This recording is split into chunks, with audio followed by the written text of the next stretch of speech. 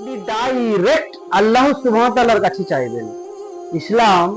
ইসলামের সবচেয়ে বড় বৈশিষ্ট্য, সবচেয়ে বড় শর্ত হচ্ছে এবং সবচেয়ে উত্তম বিষয় হচ্ছে এটা, আল্লাহ এবং বান্দার মাঝে কথা বলতে কোনো মাধ্যম লাগে না।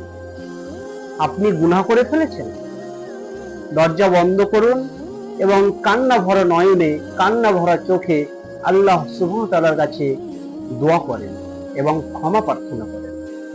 আপনার পিতা বা মাতা মারা গেছে, আপনি একান্তে আল্লাহ সুবহানাহু ওয়া তাআলার কাছে পিতামাতার জন্য দোয়া করেন।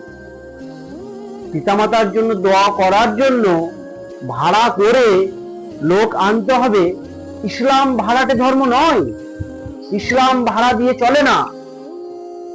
এই সমাজে যত শিরক এবং বিদআত সৃষ্টি হয়েছে তার অধিকাংশর উৎস হচ্ছে আল্লাহ সুবহানাহু ওয়া তাআলার কাছে কিছু চাইতে গেলে কোনো মাধ্যম প্রয়োজন। এ মর্মে মহান রব সূরা মুমিনের ৬০ নম্বর আয়াতে বলেন, তোমরা আমাকে ডাকো, আমি তোমাদের ডাকে সাড়া দেব।